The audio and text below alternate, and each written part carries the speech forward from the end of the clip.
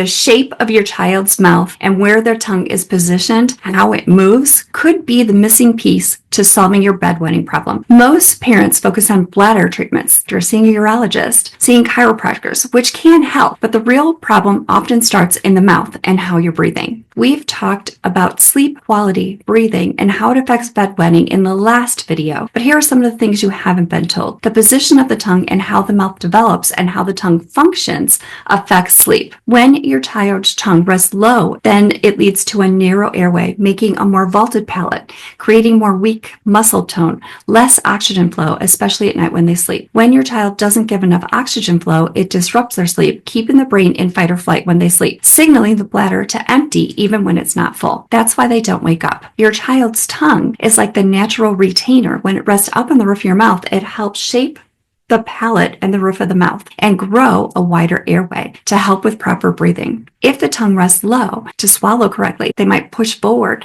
would bring their head forward. Their tongue could block their airway, creating a weaker soft palate that leads to snoring, clenching, and grinding. When that happens, it makes it harder to get good sleep, and it keeps them in fight or flight, increases their cortisol, lowers their antidiuretic hormone. When they chew more harder foods when they're younger, that helps. But this is just a piece of the puzzle. When your child eats more fibrous foods, chews more, they strengthen their jaw muscles. Most kids today eat softer processed food that require little chewing, leading to underdeveloped facial muscles, vaulted palates, smaller airways. It contributes to sleep disordered breathing that also could translate into ADHD and be part of the cause of bedwetting. So here's where myofunctional therapy comes in. If your child is struggling with mouth breathing, low tongue posture, walking on their tiptoes, dark circles under their eyes, we can target certain muscles and how they're functioning with exercises to retrain their brain and their nervous system to help stop bedwetting. We want to look at how they're breathing, strengthen their muscles, nasal hygiene. Myofunctional therapy is one of those ways. It's not a one size fits all. It's just a small piece of the puzzle. We were not taught to look at tongue function. It takes a village. It takes a collaboration. There's not a quick, easy fix. I just want you to know that. You could need an ENT, a myofunctional therapist, an airway dentist, an orthodontist, a chiropractor, a body worker. If there's something that I can do to help you, click the link below and jump on a discovery call and we can see what's happening. We can talk about what your concerns are. We can see, is it structural? Is it functional? What is going on? Who do you need to see? You might not need to see me. You might need to see a different professional. But that's something that we can look into together. You are not alone. Most parents have never heard about this, but now that you know this, you can start taking action to help your child breathe better, sleep better, function better. Sleep disordered breathing, ADHD, are affecting millions of kids, and a lot of kids are being misdiagnosed or not even diagnosed because we're not seeing it. I found this on Google because I was at my wit's end. My daughter was crying, and she only cried when she was sleep deprived. She was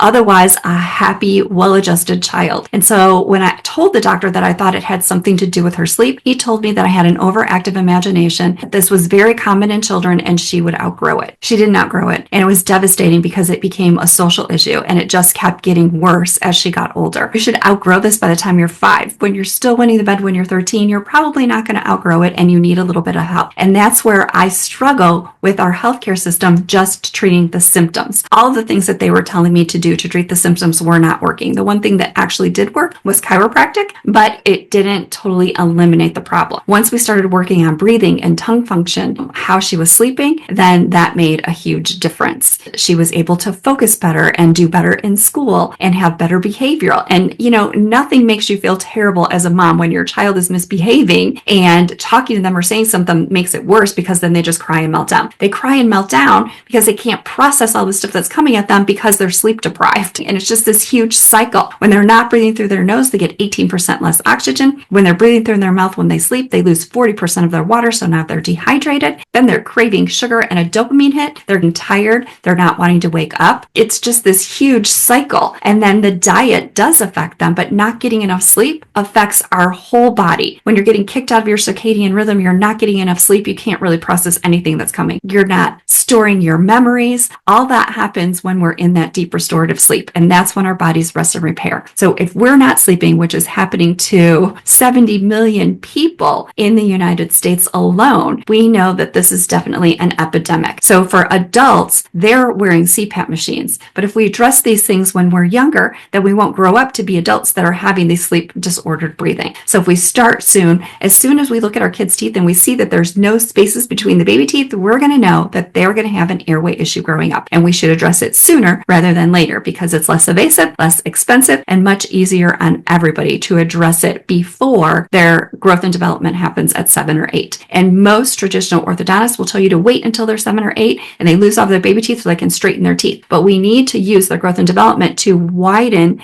their palate and their airway in order to breathe and sleep better. So this is something that we can address earlier rather than later. So I hope that this explains some of the issues. If you're a parent or if you're having these issues on yourself, just click the link below and schedule a call with me and we'll talk about what is going on with you because it's not something that you should have to deal with. There are things that you can do to breathe better and sleep better. They're not always cheap and sometimes they're more than what you want to do, but at least you'll get to the root cause and you'll know what you can do to make these better or if you're just going to live with it. There's always options and always choices. Thanks for watching and see you in the next video. Have a great day.